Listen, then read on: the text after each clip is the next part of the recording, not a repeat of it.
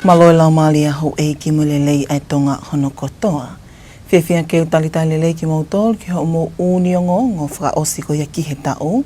Ka koe uniongo ngo ko he ihe lea whatonga mo letio ka umawhaka televisione tonga ki he houani. Wakai koe ki ngai ulu iongo. Le ko te potunga mo ui ai lahi e kona i he mao mea tokoni tau te fito ki he otai ka. Mea tahine princesi pilo level of kaha e ne fie kaunga mamahi mo ni ihi na anau mālolo i he whana whakalilifu i sene Australia i he kamataanga o i mahinani. Pea whaha fia e kakaio whanua a e nau fia i he teo e talitali o e wakafolau ua noa ua no. E tue ia e pe mo ngahi tala noa ke he ana yangi whakatahamu e wakai ke he whama opo ko ia ai uniongo ngo ko ia o i tau puka Tonga i he wanoa nima ai ke ngahi uniongo ngo ia me sanuali kiti se mani ka koe wakailewa eni ki he whaikiki. O gui ho haa e potunga ue mo ui ki he whaahitau o i mao mea toko ni. Ko e tokanga, ko e hui koe ngahi kātoanga mao mea toko ni whawhiawhia o i whakaosinga o i tau, pe ke ngahi whakaafe o ku teu ki he wike haa mo. Ko le ko te potunga ue mo ui e ngahi talatala ki Vaiola talu mi he wike ko osi e toko lahi ka kai o kunau kona i he mao mea toko ni o tau te whitohen ki he o taika. Ni te atau kapo mo e whaikiki. E whamatala e pure wā toka ngai kina ai ātakai mo uilelei, sela whau. Ko toko lahi e kakai o taratala ki Vaiola, tupu me he mao mea tokoni i he kātoanga Māli, pa mo e konwhelenisi o sas o Tonga i he wiki ko osi. Pehe e whau ko toka ngā, ko hui ko vai taimi mao mea tokoni o ngai whakaafe whaka ostau, mo wiki ha amo, o iai e tapou ki kakai o whanua ki toi aange i e ngauhi o otaika ki ngahi whei laulau. Nai whakamaala a whau, ki ngahi mea mahu inga o totonu ki whakatoka ngā i makehe i he taimi o tauhi ai konga ika i he aisi, ko uhi e malawa pē ke kamata ai mau e kona ai ika i he loto aisi i hono tauhi whakataha mo ngahi kiki mea tokon makehe. Ko tui mo mea i pe mo tolu ko tau whakatau mai ko ngaika o klolo tonga aisi pe ia pe frozen ai ko ngaika.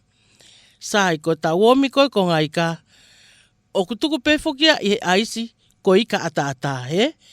Paku mo mea i pe mo tolu ko tau wao mai ko ki api mo tau ko ngaika whao he tau aisi o kui ai mei moa, o kui ai mei pulu, kui ai mei sipi, kui ai sosis i he tau aisi he. Paku mahu inga lewa ke whakatoka ngai o whaiha tokanga mawahe ki he ika. Sai ka pau koho o tau mua ke ota e ko ngaika, ko tui mo mea i katoa pe ko aisi koe ki kato wanga i o lunga. He, paku uhinga rewa ia ki he ngahi mea, hange ko e pata, hange ko sis mo ngahi mea pe, pea e kāwatu ki ai mo tau ki ko ngaika koen, o tau whakatau mua ki he ota. Sai, ko ne tuku ko he aisi mau inga au pito ke malui ke oa whetu utaki e ika mo ngahi mea tokoni koe o kumata tau te whito ki he moa sipi pulu he kapau e toi ha mei toto hufanga whatapu mei he kakanoi manu ki he ika tene osi wesi a ika. Ai pakono whakarea koe ke mahino ange osi kona ai ko ngaika e ko ia. He kua hu atu ai toto ia koe ni me he kakanoi manu ki he pea malawa lewa ke tupu ngai whankisi e muia na e ikai ke i he konga ika ka kua uri ia e mea tokon ke he koe a e tau tuku whakataha mo i konga ika. Sai, taimi ko ku tau whakakaukau ai ke tau hanga o whakaaunga e konga ika koe ni ka pau ko e tau ota. Te tau to olewa konga ika me he aisi tau pehe ke me he freezer o tuku ke he aisi konga whakamokomoko koe o aisi. Nei toi whakama ala a whau ki he whaunga totonu ke ngauhi mo tauhi aki aika ke whakaehi me he kona. Whatonga i ange, koe tauhanga ko whakawai e ko ngaika, o koe ko ha whaunga totonu ia, ke whai aki hono whakamolu pe kono teu i ko ngaika ke ngau aki ota. Ko hanga po lawe i koe kakai ni ihi, ko kono moni ku kai peke nau mea i pete nau maa usia, whakataha pe i kai mo ngai mea tokon keke, mo ngai meat keke, ka kono whaunga totonu hono defrost, pe kono whakawai a i ka ke whakaunga i, ko hono to'o me he freezer, o tuku ki he konga whakamokomoko e aisi, e. Sai, kone mau ko ngai ka ko ia ke whai ko no kuki. Maho inga rewa a e tau papa koe o ku tau hifia e tau ko ngai ka. Maho inga au pito ka pau te tau o silawa e u konga koe, ka kai ke tau tokanga i he papa hifi kiki, pea mo here o ku hifi ake i ka e ke hoko pe palopalema. Aia ka pau o ku malawa, ke whakatau haki i papa ke he peia ki he i ka mo e vestapolo sai tahaya. Pea papa ke he rewa, ke whakaonga i ai, hifi e moa, hifi e pulu, hifi e sipi, sai tahaya. Pea ka pau o ku i kai, tau mo a fufulu e ki papa, hifi e i ka ia, pea osi pea toki hifi e ngahi ka kano i manu koe.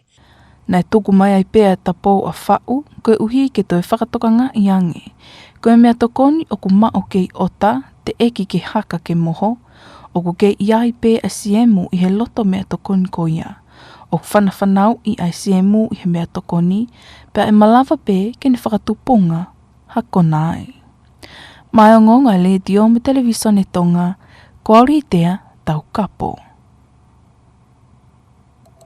Nā e mea tai te Princesi Pio lewe tuita whakataha mo hono alo makapuna ki he matātahi Bondi i Sene Australia ane awhi, ko e whiekau ngā mamahi mo e kakai na anau mālolo i whatūtāmaki nei hoko i he elian i he konga ki mo e mahinani o mole e mo ui e kakai e toko hongfulu mānima.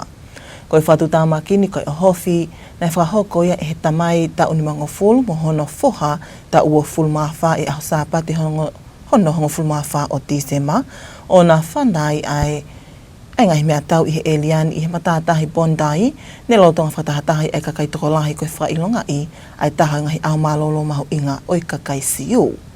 Ne i ko mālolo e toko hongofulu mānima pia lawelawea mo i kakai toko lahi ki mo a pia lawa e he kau polis Australia o ta ofi ai ongo tangata na whakahoko ai o ofi ai ne i ko whana i e kau polisi o mālolo e tamai ta unimangofulu ko eni kai puke e he kau polisi o tauhi i malmale kau polisi ai foha ta ua fulu mawha. Ko tāhani ngahi o hofi whakalilifu taha ke hoko i Australia i he ngahi tau ki muini mai, pea mahino ai wesia ke he kakai toko lahine i he eliani me ngahi whamili ne mole honau taha i he o hofi ko e ni. Kai e hili e whatūtāmakini ne toko lahi kakai Australia mo māmani lahi, ne whakaha e nau tuu whakataha mo whiekau ngā mamahi mani ihi, ne mole nau mo ui o kau ki hene tahine Princesi Pio lewe tuita i he ene au tonu, pe me atu mo e pōkei matalai a kau ke matātahi ane awhi. Pea i he ahawhaka ose tā oua noa ni mā, koe taimi e nuk whamā opo ai e kakai toko lahi a ngahi mea o i tauni, kai whai hawa kai ke laka ki mua ke ta ua noa wao no. I hau tōna e ngonga le te otonga ki loto Nuku'alofa i he ahoni, na e wahewahe whiawhiai e pē teni naa Chessie Prema i no ke whalikaono, e sileli wha osi mo whanonga Latu ila ki heanga e nau wakai ki he ta ua noa wanima mo e nau taki taha whanonga i he tauni o nau tuku mai ai mo e nau pōpua ki tala monu ki he tau whaou mo e te uteo e ngahi kawenga o kuhanga mai me mua.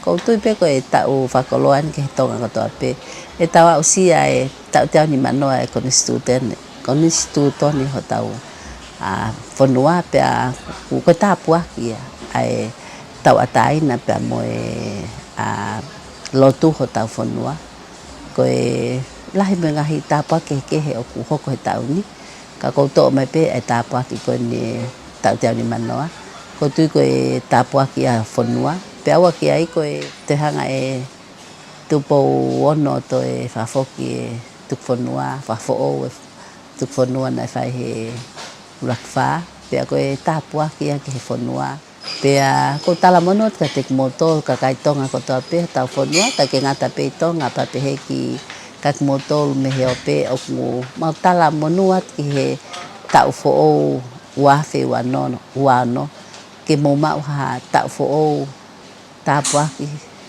monuia mo klesia ko te fa malo pe ki ta mai he mani o fa ko ta be ku ni fa hoko ke ta ngai mo ui ta tu u ta mai ke foi a fa o si oi wa fe wa ni ma o ke a fu me mahau inga ka ta pe ngai me ai Koe mea nei hoko he pule anga, koe koni stu tone, pea i taim tatau pe, koe whale alea, while kau tama fo o ke hu ke whale alea. Pea ko fia ai, koe ngā ko soko au ni ke he wafi wanima, ko ke mo oipe. Kia tae hoko kia whatamaki, tala monu, taha kotoa pe me he kau whakamake ti, mo ki nau tōku mamata mai, mo taha kotoa pe he whonua, tala monu at ka ti mo tōru ke mo, mau ha fia he futau koe ni amana ke tau, futau ngau e lahi koe ni amana ke tau unu ke ofa. Pea pehe tala monu atu ki he pure anga, ngā koe pure anga whou tau, amana ke tau ngākai he tau whou. Mo kakai ko tau pe ko tui ma ofala he tuka tingu tau. Kolo e mo tau ma tau. Amana kleri atu ki hoko atu e tau fo anga main. Ko mea whawhiwhia ringu mo e tau koe. He lava te ahe mau koris. Pea lava ke u whawhiwhia o mātua e lava te mau tanak tōunga. Pea neafi. Ku lava i de le ngai tanak tōunga te tupe ke au te mesi. Pea ku watu ha tala monu ke tonga kone kotoa pe. Ke mo mau ha tau fo monu ia. Atu e pōpuaki mo tala monu oni. Whawhawhonga e tupe i whe mai mua. E au atu mo taktaha api. Tala monu, whatawangi pena mo maua Christmas fia i he wiki pōsi. Hangana ki atuen ke tau who'ou, toi pēr lau hou. Atu i pē mo tala monu ke tau who'ou. O ko mahino pe i he teu koia ai māwa e tau, o ko lahi pe ngahi polokalama maheni i tongani, kau ki hene ngahi talitali whakawhi wha os tau, malanga pōle o. Pea oi pe ki he whahai e le tau a pō mo e talitali, o e tau fo o ko hanga mai ai ngahi polokalama ke he whanua, kau ki hene teu ai whaali ali whapā one, ai potunga e tak mamata i he whiawhi a pongpongi. Pa hoko te pe ki he wike ha amo ai whanua i he wike kaha o. O ni o ngongo whalatu whanua i ke hauani, ka whakailewa eni ki he tuunga o e ea. Tuku mai pensenta whamatala ea e tonga i whamotu pia mo Kerry Vite. Tai lere ki motor ki tā whamatala ea ko ia ki he whiawhini, wakai ko ia ki he talanora lahi ko ia i whamatala ea. Patonga eange, ke aipewhinga maari ke nofo pia e mawhana, pia mo hau ko ia ea, ke kotoa au tonga, ini whai whanonga te ngai ah ko ia ka haku mai. Pia i te tau pe, mahau i ngau pito, a afu o fua o tau sino i he whaingana tūla ea ko i pe te tau pe ke tokanga i kina ki nau tōlu ko ia o mahaki ela. Me he i misa te laite ko ia a honi, la hange peke awa maari ki papo ia o tonga, pe tuke hange pe al tamaku ha, me me ke nofo ki e ria ko ia tuli ki tonga pe mo tiri toke lau, me me ke neo mai e uha, pe mo hako ki he potahi ko i ni. Pe te tau pe, i ene whai whanonga mai a honi, e ki maa whanange ea, me ke au ki he kirisio e sasi e tō kaha, ki e tō rua, i he o tō ngai, i whai whanonga mai e rau. Wakai ko ia ki he whatokanga ki ngai potahi, o kei tū pe e whakatokanga hako. Pe he ki whare tokanga ke whangi wakai ki he potahi ko ia te reki tonga, pe mo te reki toke lau. Pe me he Pasifiki ke aho ko ia nima ko ia ka hoko mai, ko alta mai whatalpiki ko ia ko noa wha e wha, ni ngā ulu whakatonga, i ka whakahake ko ia o tonga. Pe chisi au pite whenga maari, ke ne wesia o tonga. I taimita tau, ni whai whanonga ko ia ke ni, me ke lahan peke alo maari, ka ko ne a ko ia ki whaasinga wike, me ki e toko naki, i te me au ki he moni te koe wika hau, e a whenga maari ke a hau oka ki e tonga. Whamatala ea ko ia ki he whiawhini, pia mo pōni, patonga iangi. Petoa ko ia o tonga, e lahi hange peke awa maari, e tu ke hange pe au tamaku, me me ke nofo peke e ria ko ia ofisi. Pe i taim te tau pe, ko i mo taha ko ia fo mawhana, patonga iangi, me me ke au ke tirisio sase ua wha, ke e ria ko ia Tongatapu bea mo e wa nima ki wawau muha pai, pia waono ki he ngongo wa. Koe hawiri, me me ke angi ki ke e ria ko ia o ni wa, wawau muha pai, pa pe fo ki Tongatapu mo e wa, pe patonga iangi e ria ko ia tele ki tonga mo tele toke lau, me me ke au ki he maritahi o nima ki me hoa. Ne whai whanonga ko ia ki a pongpongi, whainga maari a pito ngā ue ki a pongpongi, la hang peke alo maari ai o tonga, pe he fo ki a ase matai la a. Pe Ko e lia ko ia pakahihifo, me ke nofo peki ai au tāmaki e wha. I e ne whai whanonga ko ia pongpongi. Pea ko mawhana taha ko ia ea. E au ki te lisi o sasi e tolu ua, ki e lia ko ia ngoni ua, pe tolu taha, ki e toenga au tonga. Tu ke hange pe e lia ko ia o tere ki tonga mo tere toke lau, me ke au ki e te lisi o sasi e hiwa. Ko e hawiri, me ke mamalo he hawiri a pongpongi, ki e konga lahi ko ia au tonga, au peke mare tahi taha nima, ki e oua. Pea tu ke hange pe e lia ko ia tere ki tonga mo tere toke lau, hoko hoka pe hako ako, au ki e mare tahi e wanima ki e oua. Tau wakai ko ia ki he taimi ko ia e tahi, ma toka e tahi e poni, tau mi te ngofuru ko ia ki e tahataha, tau maari e osmi te nima, pe me he nima i a hengi. La me mahina, e hopola a i he apongpongi, i he osmi te ua pe me he ono ke apongpongi. Mahina, me ki hopo ia i he osmi te nima pe me tolu ki a hengi. Whamatala ea ko ia ki he aho e nima ko ia ka hopo mai ki Nuku'alofa. Katonga iangi, ni whai whanonga atu koe wike ni, lahan piki al maari ko toko naki, whai whanonga atu ai ke moni te ko ia kau, te a whanga maari ke uhai. Pe ko mawhana taha ko ia ea, me ke nofo i te lisi o sase ua walu ki e tolu taha. Wa tau ange pe, o pe ke muma o ha tau fo mongu ia fo ki apo. Maalo pito mo mea mai, mo mea. Ko ke rewite ia, mo i whamumui taha o i whamatala ea ki he hoa ni, ki mo pe tau mawae, pe au toi pe lau hoa, pe tau a usia ai tau fo ou. O ke whaka amo ke hoka tai pe, ki he tonga i he wanoa wanima, ai a koe toto kongkonga lalahi atu ia, ai uni o ngongo lalahi mi sanuali ki tise mani, ai whaka hoka atu ia e popua aho. Malo e tau kei whi ao mai, i amanaki ko ia ke tau mawai me tau wā whewa ni mā. Ke whaiga maani eni ke tau toi wakai ai ki ngahi ka venga lalahi ne whakailonga i e ongongo i he tauni. Na e kamata pēr e tau a ke ngahi katoa ngā whakawhiawhianga maheni, pe whakailonga i sanuali au tahani mā ai tau e tolu, hiri ko ia e pāi mo ngā whihunga tonga hunga haapai i he tau wā whewa wā. Nei whakanofu foki i sanuali me pale mia o e aho ko ia toki tā ai sake eke, o whakanofu ai pē mo i kapineti ai ane whakotu ai e toki tā eke, ai kau whakawhawhonga pē i loto i he whalealea, kai pe hei kene ihi mei tua, kau ai ai lakanga minista ngā ngā o i whakaloto whanua, minista mo uima, minista ki muli. Nei e lewa me whakotutu fo ou ki ngahi poa te ai puleanga, o liliwai e kau tali ki tatoko lahi e ngā unoi puleanga ke whai hawakai i o ngahi ta whaaki ke heke pia ngahi business e puleanga, kau hene kau tahalulu tai pehe ke panke whakalakalaka o Tonga. I ngai whimea ake whalealea nei o hākia e tokanga ki ngahi ngā aue nei whakamoleki ki ai ai paanga ni mahiwa te smaleo no miliona nei wahe i ke whakapaanga aki e ngahi ngā aue ai ngai kulupu ni nau ngā aue he taimi ne mawholai ai COVID i tahahiwa i he waha au ta wāwhewa wa ke wāwhewa tolu ngā tuunga me he ikai asi e he lipoti ai ātita ai lipoti me ngahi poti ngā aue e hiwa nei wahe ki ai paanga koe ni. Nei whakamahino whoki e he sea whalealea e aho koe ia no pele whakawhanua, kui kai ke mole ai ono noa miliona koe ni, ka koe ngahi le kōti o kui kai ke mau. I he tāpuni whakaloto whalealea i me, nei whamamawhai ai tō wholofola me he taloni, i he mahu inga ai paanga o ngawe aki ki he whanua, ai au whakamau opo mo ngawe aki to tonu, whakatatau ke tūtu uni mo konistu toni ai lao o Tonga.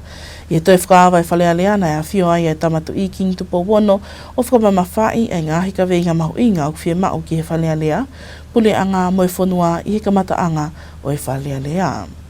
Nei hoko mo e whitai mahino aki i he wā o ngome mipa whalealea e ua, koe whakawhawhonga kakai o Tongatapu whitu, ka koe Minista Polisi a hoko ia, Piveni Piukala, mo e whakawhawhonga no pele whikaua wawau, ka koe sea o komiti ka katoe a hoko ia, no pele tu ila kepa, tolo tonga e whimea aki i he whale, o tutu uniai i he sea, no pele whakawhanua ke tuku ki tu a whakataimi, ai ongo whakawhawhonga i he aho e nima. I he au whakatuku ko ia e whimea aki ai whale, pia tāpuni whakaloto whane e tō whalealea e taoni, nei tō e whamamawha e tō wholofola me he taloni ki hangahi ngā aue whakalakalaka ma ai whanua i he kaha u, o iai e tokanga ki he kautaki i he pule anga mo e whanua, ki hāsino ai koe kakai o ku lotu mo mo ui whakapa apa. Na e ahi mai whoki e taoni ai Minister ki Muni anu sila, Winston Peters, o whakahokai e ngahia lea pau ke hekehe i e wahaa o tongani manu sila, kauheni e tokoni whakapaanga wa des malewalu miliona ki no whakaivia o e sektor ai ngowe, pia whakahai whoki me whakatuutuu ki he toi whainga fua mo waweange ai tohi ko le ngofua whalau ai kakaito ngā ki New Zealand. Ko e ikuna ka whakawha mātongani me Pasifiki, pe he ki kakai kotoa koe sia lahi taha me he nunu a kovi o whenidi waki o ea, i he whakaha he whakamauanga whakawahapuleanga piko International Court of Justice ai nau tali ai kole ke tuku ato e tokoni whakalao e whakamauanga whikau aki me whenidi waki o ea mo i totonu e tangata ai ana iai ai tokoni mo i paupau ki he ngā weni me i tongani. Nā e whakamaonia tongani ki he whakalelei o ea lea pau whakapaanga mo i kautaha ke li makakoloa i ki listahi ko Tonga Offshore Mining Limited be Tomol o ku whakamalamalu i he kautaha ko The Metals Company be TMC ai a ko whakalelei eni be whakalahi o ea lea pau whakapaanga be sponsorship agreement i he wahaa o pule anga tonga mo i Tomol ne fuafua whakamaoni i he taonga whewa taha. I he hiri e whakamonia lea pau koe nina e toko lahi kakai ne nau whakahae nau tai whee maalie ki ngā unu koe nia puleanga o nau tuku atoi he mitia whakasosiale ai tapou ke puleanga koe hika malawa koe ke hoko ai a lea koe nike besi ai ai ātakai tau te whito ki o tau o seni. Kanai tau ka vei e he minister whanua sa vea mo i koloa whakanatula o e aho koe ia toki tā o hila me langi whasi ai ngā unu koe ni ai puleanga. Nā e whakaola he tamatu i ai whāma mauanga iwi me he hawili i la paha i he taoni ke tokoni ki whakasisi i ai whalala a tongani ke ngāhi mauanga iwi me he lolo. Nei whailonga i whoki mo i kamata i ngā aue ki langa o i hala whakakawakawa fo ou me i umusi ki wholaha o tanu pouai i he tamatu i ai ngā aue ki hala whakakawakawa whanga uta i o katopa. O ku kei tāpuni pēr ma tātahi lau lea i he tūtuuni ai pot ngāwe polisi, kau hika whenga ke whaiha ngāwe ke whapapau i ai malu ai kaukautahi i e liani, hiri angeni ai hoko o mole ai mo ui i he matātahini i e konga ki mui o i tauni, ka koe whakatu tāmaki whamimui taha pēia i he ngāhi whakatu tāmaki ko tautou hoko i he matātahini i he ngāhi taun lahi.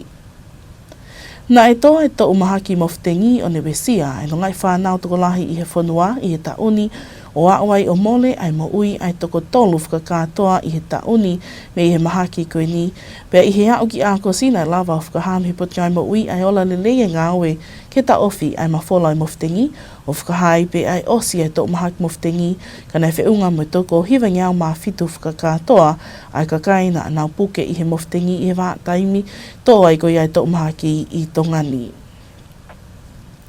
Kai lolotonga ko iani whikuki e potingai mo ui mo i palopale mai ke nau ngahi pokalama ngāwe whakaelektronika i he wesia e nau ngahi pokalama ngāwe i interneti i he whakahoko e hofi fau i he interneti me he ni ihi i tua pia nai whaipea e whingai ake e potingawe me ngahi hoa ngāwe me muli tau te whito ni ki Australia o lava o veteki ai palopale ma koe ni. Koe taha ngāwe la lahi e potingawe mo ui he ta uni koe whakahoko ko ia ngahi polokalama ngāwe ke no sivi o whanau mo i kakai whewhine koe hika kansa o i taunga whanau hange koe whakatapu. I he whakalakalaka ki mua ai whingai aki wāo fia tonga mo siai nai he ta whāke toka ngai ki nau mo ui nai whakailonga ia i he ta uni ai ola lelei ai ahi whakawhale mahaki ai fōfua kulupu me i tongani ki e koloko Shandong i siaina.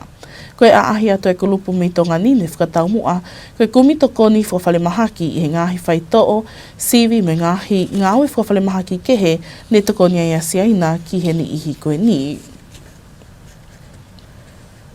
Nā e lava lelei mo a ahi mai ai waka whakawhale mahaki siaina koe a ake o i hala silika, o lakai e toko whaafe ai kakai ne nau lava o mao tokoni whakawhale mahaki i he waka, pea awhi e toko walungi au ne lava toko nia e he ngahi timi ne a ahi ki ngahi senta mo ui i Tongatapu mo e wā.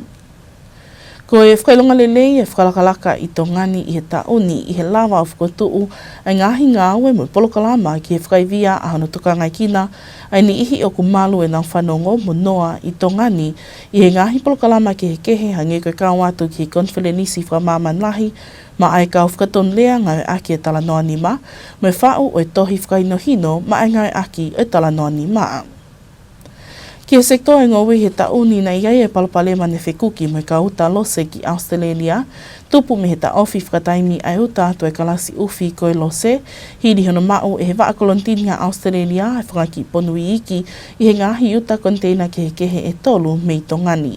Pea te whai ai ngā ue pot ngā wengo we o whakanganga ke toi whakata e uta e lose ki Australia i ti sema. Nā e lele nei pia whi ahi misei lala e taunio i kuna i he whine muita ua whā me i whas me awhi mo koto haapai ko sius ana tau mo peau ai kalauni e whi ahi whini misi wāwhi wanima wāwhi wāo no. Ko i kuna whakahistoria e ni i he hoko a tau mo peau ko i fuafua ta mawhiwhine o ha misei lala mālolo ke nei kuna ai whi ahi ai a ko i whine eikio tau mo peau ko Anita Lavulo Robert tau mo peau ko i misei lala o i tau ta hiva whitu. Nā e talitali e tongani e whakatahalahi e ua ai tākanga Pasifiki SPC i Okatopa ai ane whakahokohe ni mo whiri o tale kita senyale hoko o SPC ai ane whiri ai ato ke tā Paula vivili ko e fuafua tonga ke ne hoko ke lakanga tale kita senyale o tākanga Pasifiki ke ne tataki ai SPC i he tau e ono ka hoko. Nei whakailunga i he tauni ai siupeli koula ai wāwhinga aki a Tonga mo Australia o haele ai he ena awhiwhio King Tupo Wono mo Kuinana Spau a Australia i he ngahi polokalama ki he kehe ne whakatautu ke whakailunga i aki ai makamaile mahu ingani i he wāwhinga aki a Tonga mo Australia. I siulaina e haele ai e tamatu i King Tupo Wono mo Kuinana Spau i he ahi whakapule anga ki whisi, o na awhio ai pē ki he o wau whakanofo o Latu David Tamara ki hetu i lau ai na e mau whakamali ai mo kāinga tonga i whisi, ke nau talitari ana awhiwhio i ena haelea a apitonga i suva. Nai hoko ni koe teu lelei ma ai kāinga tonga i whisi ke toi talitari ana awhiwhio i ena haele ki whisi o awhio i he o wau tānak tuunga ai University of Pacific Tonga, ai nai hoko ai e tamatu i King Tupo Wono ki e lakanga koe pule whakalanglangi o University i he tau e taha. O ne ahi ai whoki mo ngahi o wau tānak tuunga i he otmotu Solomone mo tongani whoki i he ene lakanga koe ia koe pule whakalanglangi o University of Pacific Tonga. Nei lava moe a ahi whakapule anga e na awhiwhio ki Siaina, ai na haelea i e tamatu i me tahine kuini ki ngahi kolo ni ihi i Siaina, o na awhio ki ngahi polokalama ngāwe ki he kehe i he whengawe aki a Siaina mo tongani, pia whakahoko mo whewholowholai mo Palestinio Siaina Xi Jinping, i he kolomu a i Beijing, ai na e whakamooni ai mo ngahi lea pau ki he kehe, ke whakaivia ai wāwhinga aki a ongo whanua, kai pehe ki ngahi ngāwe langa hake a tongani i a takoni a Siaina. Nei whakailongai e aho wāno o katopa, ai aho malolo whakapule anga makehe, koe whakamanatua ai siupeli koula o ha whakamisteli e kolosi i pangai haapai. Nei whakailongai whoki he tauni mo makamaile whakahistoria, i he hirien i a lau i tau ko toi whakawhoki mai ai whalau waka kalia i tongani, i he whalau ai kalia wakalau tala me i Tongatapu ki haapai, mo e whoki ai a koe kalia e nina e who'u he matao tau tātongi mo who'u waka ko Stephen i whehoko. Koe whalau ai kalia wakalau tala nei kau ia he polokalama ai mai moa whelotei ai ta ahine prinsesi Latu Fuipeka i he waiwhanua haapai, koe konga ia i he ene oko ma aine mai moa ako i he University whakawhanua o Australia. Nai whakailunga i whoki i Novema ai tau e te au ni mangofulu i koni stūtone, a ke kātoanga whakawhanua ke whakailunga i ai makamaile mahu ingani, mo i whakamamafa i ai pē ai mahu inga ko ia o koni stūtone koe whakawae o i whanuani. Nei awhio ai e tamatu i me tahine kuini pehe ki he whale o haa moheofo i he ngahi polokalama ki he kehe o i kātoanga, ai ana e ahi ai ai whanua e he kauwhaka whetako lahi me he ngahi whanua i muli ke kauwhakataha i he whakawhiawhiai o e tau te au ni manoa o i koni stūtone. Ne kau i heni mai tanu pō e whalea lea fo ou, ai i he whakailonga i eni ai kamata ai ngāwe ki hono langa, ai whale whakataha anga fo ou ai whalea lea, i he taha i ngahi towhia ene awhio i talanga holo tuf mahina. Tolotonga i kātonga te au ni manoa i koni stūtone, nei lawa ke whakailonga i ai whoki, mohono whakaola, e he ene awhio King Tupo Wono, ai polokalama ngāwe ki no whakalele i o mala e kula, nei whakapaanga e he puli anga Siaina. Nei ke kato fōki me ngāwe ki toi whakalele i wafu whakawhapule anga Queen Charlotte o toi whakalakalaka mo whakai ono pōniangi a e tu unga o iai a e nei huwhia ngāwe ni e hene a whio lolotonga i kātonga te auni manoa i koni stūtone. Nei whakahistolia whoki mo lava mai ai timinet polo whakawhonua ai tala o whakahoko na whowhowhe auhi i tonga ni lolotonga ai kātonga te auni manoa i koni stūtone ai na iloa ai whe auhi koe tala tūtone. Nei whenga ngai whuke whanua mo honge pensini i he ngahi wike lahi o i kai hoko tu o taha peka i lahi e ngahi taimi i he konga ki mui e ta une honge pensini ai whanua o hoko koe palopare malahi ne whi ao me kakai e whanua e he au ki he tu unga ne futo lala o pito e tu unga o mao i pensini we si ai ai ngahi ngawe ke he kehe i kai ngata pe he whewhanonga aki i he hala pule a ngā. Ka niongo ia nei lava lelei peo whakahoko ai whili whalea lea ai whanua he aho wanoa novema pe he kakato pe na pangapanga maali e ai ola ai whili nei haa mai ai e ni ihi koe kau whakafonga fo au ki he whalea lea ka wai e whakafonga no pele e ua me kau whakafonga kakai e toko ono. Ia kakato ko ia ai whili whalea lea nei hoko atu ai pe ki he whakotuu o lo tangi o Nuku'alofa ka koe sea whakataimi ai whalea lea ki ne tataki ai ngahi ngāwe ki he whili o palemia hoko pe he ki he sea whalea lea mo i toko ni sea. Nei iku nai e no pele whakawhanua ai whili palemia a ki ai whili ki ai e toko taha ono o i kau whakafonga whakakatoa e ua ono i aho taha lima o Tisema. Pea nei whakamoni hua whai ai ne a whio king tupo wano ki no whakanofo o no pere whakawhanua koe palemia o Tonga i he aho taha walu o Tisema. Whakataha mo hono whakanofo no pele vaia ki lakanga e ki sea o whalea lea mo no pele tuiha ngana koe tukoni sea o whalea lea.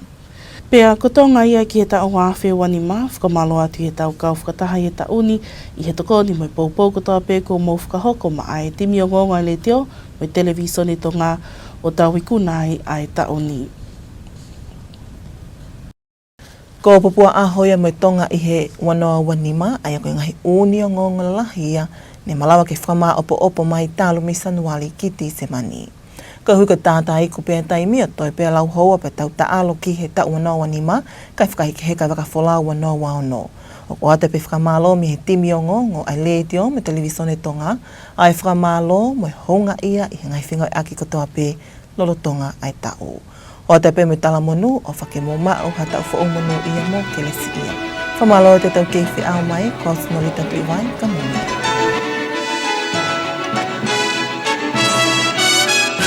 Good evening and welcome to your last English News Bulletin with Radio and Television Tonga for the year 2025.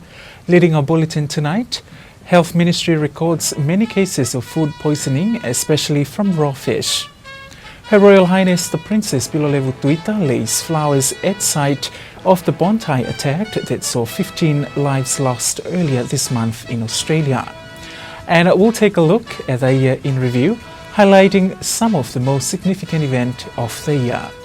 We'll have these and more stories later on in the bulletin with the latest from sports and the latest weather update. Now for the stories in detail, I'm Vaifunotu Paula. The Ministry of Health has expressed concerns and issued a warning regarding this time of the year when food is widely consumed, particularly during end-of-year celebrations and festive events of churches. The ministry has recorded a number of cases at hospitals since last week, involving many people who suffered food poisoning from raw fish.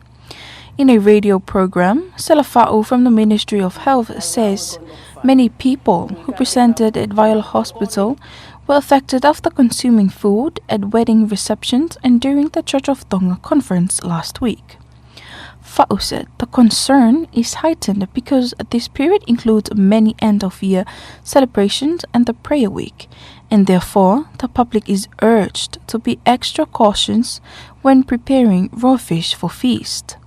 Fa'u explained important points that need special attention when storing fish in ice, as food poisoning can still begin while the fish is kept in ice if it is stored together with other different food items.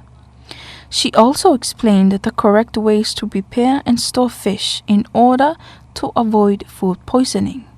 She further issued a warning to be more careful with food that is still raw and not cooked, because bacteria can still be present in such food. Reporting for Radio and Television Tongan News, I'm Lidia Tongatapu. Her Royal Highness Princess Bilalevu Tuita, together with her grandchildren, yesterday visited Bondi Beach in Sydney, Australia, to express sympathy and solidarity with those affected by the tragic attack that occurred at this beach earlier this month, which resulted in the loss of 15 lives. The incident was an attack carried out by a 50-year-old father and 24-year-old son on Sunday the 14th of December. They opened fire on a crowd gathered at the Bondi Beach to mark the first day of the Jewish holiday. As a result of the attack, 15 people lost their lives and many others were injured before Australian police were able to stop the two men responsible. The confrontation ended with police fatally shooting the 50-year-old father, while the 24-year-old son was arrested and taken into police custody. The incident is now one of the most horrific attacks to have occurred in Australia in recent years. Meanwhile, hundreds of mourners have laid flowers and paid their respects at a memorial following the tragic event, and Her Royal Highness with her grandchildren added their own bouquet of flowers, paying their respects to the innocent lives that were lost in the attacks. With only a few hours remaining before the arrival of 2026, excitement is building across the country as people share their hopes and best wishes for the new year. Radio and Television Tonga took the town Nuku'alofa to see what the people had to say about 2025 and their hopes for the new year. As 2025 comes to a close, a year marked by major national milestones, many Tongans are reflecting on both challenges and achievements. Petiani Na'a from Nuku'alofa says despite the hardships her family faced, earning a living through traditional handicraft, she feels blessed. She is happy Tonga successfully celebrated the 150th anniversary of the nation's constitution and says the most important thing is the spirit of Christmas, entering 2026 with happiness and gratitude through the birth of the Saviour. From Tauliki, Jessie Perma says she was pleased to see His Majesty King Tupo VI renew the act first carried out by King George Tupo I, lifting the Kingdom of Tonga to God. She says Tonga's continued faith is important, reminding the nation that it remains in God's hands. Meanwhile, Inoke Falekaono from La Paja says his highlight of the year was celebrating Taquilau College 50th anniversary. As a Form 7 student in his final year, he says his parents were proud of his internal examination results and are now awaiting his external exam result. He says making his parents proud was his greatest achievement this year. From Tongatapu, Isileli Whakaosi sends his best wishes to the Kingdom of Tonga as the new year approaches, wishing everyone happiness and success in 2026. Whanonga Latu Ila from Tofoa also shares his message, wishing those who missed out on Christmas gifts a happy and prosperous new year. He encourages love, faith, and good health, reminding everyone that with God, nothing is impossible. As the nation prepares to welcome 2026, Tongans across the country share a common hope for happiness, faith, and a better year ahead. Reporting for Radio and Television Tongan News, I'm Lidia Tongatapu. Okay, now looking at the latest weather update with Gary Vite, a senior meteorologist from the Tonga Met Office from Fuamatu. Welcome to our weather forecast for today. Here is our main story for this evening. We expect a warm and humid air over Tonga for the next few days. And also please take note of body may easily sweat around this kind of weather. And also provide a proper care for patients with asthma. By looking at the satellite image for today, mainly fine weather over Tonga, apart from cloudy periods with a few showers in some places. And also please take note, the active trough lies over areas of Waitangi Tonga and Te Reki Tokelau coastal waters. And also The maximum temperature over Tonga for today was around 31 to 32 degrees Celsius. Here is our warning for coastal waters, a strong wind warning and smoke advisory remains in force for the Tonga and Tongatapu coastal waters. By looking at the Pacifics for the next 5 days, we expect Tropical Depression 04F to move southwards over the eastern side of Tonga away from that group, and there is no threat for Tonga from this system.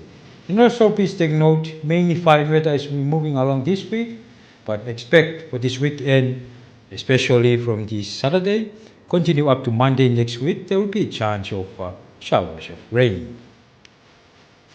Here is our forecast for this evening and tonight. Expect mainly fine weather all over Tonga. And also the lowest temperature will be around 24 towards Tongatapu and also to the Tonga and territorial coastal waters. The areas of our Wa'un Hawaii will be around 25 degrees Celsius and 26 towards the Newarks. The light wind expect to prevail over most part of Tonga as we're moving along tonight with a wind speed of 10 knots. And also take note, the areas of Tonga and Tongatapu, strong wind will also continue for tonight with a maximum wind of 25 knots. As we're moving along for tomorrow, mainly fine weather over Tonga, also much more sunshine over our area for tomorrow. Outdoors activity may find favorable about tomorrow. Maximum temperature will be around 32 degrees Celsius towards the Newarks, and also the rest of Tonga will be around 31 degrees Celsius. The areas of Tonga and Tongatapu coastal waters will be around 29 degrees Celsius. A moderate winds of maximum range of 15 knots towards most part of Tonga, and the strong wind will continue over the areas of Tonga and Tongatapu coastal waters. Here is our tide predictions. Low tide will be at 10 minutes to 11 p.m. tonight, and the high tide will be at 5 minutes past 5 a.m. tomorrow morning. Sun and the moon, sunrise will be at 2 minutes past 6 a.m. tomorrow morning, and moonrise will be at 5 minutes past 3 a.m. tomorrow morning. By looking at the 5 days outlook for Nuku'alofa, mainly fine weather as we're moving along for tomorrow and also Friday, but expect from Saturday this week, continuing up to Monday next week, there will be a chance of showers of rain. The maximum temperature will be around 28 to 31 degrees Celsius. From the staff of Tonga Meteorological Service, from the Ministry of MEDEX, we would like to wish you all a very happy New Year for tomorrow. Thank you for listening and good evening. There was Gary Vite with the latest weather update, wrapping up your English news, local news for the hour. But before we part, here's one final look at a flashback about the year in review with Popua Aho. As we bid farewell to the year 2025, let's take a look back on some of the major issues and significant events that shaped the news throughout the year. Here's Tonga in 2025. The year began with the usual festivities and events that marked New Year's in Tonga, and on January 15th commemorated the 3rd anniversary of the Hunga Tonga Hunga Ha'apai volcanic eruption and tsunami of 2022. January also saw the appointment of the then new Prime Minister Dr. Aisake Eke and the formation of his cabinet. Dr. Eke appointed a mix of members of Parliament and from outside Parliament, namely for the portfolios of Ministers for Internal Affairs, Health and Foreign Affairs. Government then made new appointments for several public enterprises, resulting in the replacement of many directors as part of efforts to review and strengthen the performance of these state-owned enterprises, particularly the Lulutai Airlines and the Tonga Development Bank. In Parliament this year, attention was drawn to the expenditure of 59.6 million pa'anga allocated to fund activities carried out during the COVID-19 pandemic in 2022 to 2023, following the revelation from the Auditor General's report that expenditure records from 9 ministries that received the funds were incomplete. The then Speaker of Parliament, Lord Whakawhanua, clarified that the funds were not missing, but that the records were incomplete. At the soft closing of Parliament in May, the royal address from the throne emphasised the importance of ensuring public funds are properly managed and used in accordance with Tonga's laws and constitution. When Parliament reconvened, His Majesty King Tupou VI addressed members, highlighting key priorities for Parliament, government and the nation at the start of the parliamentary session. During one session, an altercation broke out between two members of Parliament, the People's Representative for Tongatapu 7 and then Minister of Police, Piveni Piukala, and the second Nobles Representative for Vava'u and then Chair of the Whole House Committee, Lord Tu'ilakepa. The then Speaker of Parliament, Lord Fafanua, ordered both members to be suspended for 5 days. At the conclusion of the parliamentary proceedings for the year, the royal address from the throne emphasised future development work for the country, urging leaders in government and society to be examples of people of faith and integrity. The closing royal address from the throne was delivered by Lord Tu'ihateho together with Lord Nuani and Lord Vehala. New Zealand's Minister of Foreign Affairs, Winston Peters, visited Tonga and announced several bilateral agreements, including 2.8 million pa'anga in financial assistance to strengthen the agricultural sector. He also announced new initiatives would be introduced to simplify and speed up visa applications for Tongans travelling to New Zealand. A major victory for Tonga, the Pacific, and many communities around the world most affected by climate change was celebrated when the International Court of Justice agreed to provide an advisory opinion on climate change and human rights, affirming that states have binding obligations to prevent significant environmental harm, cooperate internationally, and uphold fundamental rights in the face of escalating climate risks. Tonga signed an amended financial agreement with the offshore mining company Tonga Offshore Mining Limited, or TOML, a subsidiary of the Metals Company, or TMC. This agreement was an update to the original sponsorship agreement signed in 2021. Following the signing, many members of the public expressed concern on social media about potential environmental impacts, particularly the impacts on our ocean. However, the then Minister for Lands, Survey and Natural Resources, Dr. Uhinamoilangi Fasi, defended the government's decision, saying the pros far outweighed the cons. His Majesty the King commissioned the Lapaha Wind Power Project this year, aimed at reducing the country's reliance on fossil fuels. Work also began on the long-awaited bridge project connecting Umusi to Folaha, with His Majesty King Tupou VI breaking ground on the Folaha site of construction for the Whangauta Bridge. Laulea Beach remains closed by order of the police due to safety concerns following a recent fatality. The incident was the latest in a series of recurring accidents at the beach over many years, and so the decision was made to close the beach to allow works to be carried out to improve safety at Laulea Beach. There was a dengue fever outbreak declared, severely affecting many children and resulting in 3 deaths. By August, the Ministry of Health reported success in controlling the outbreak and declared it over.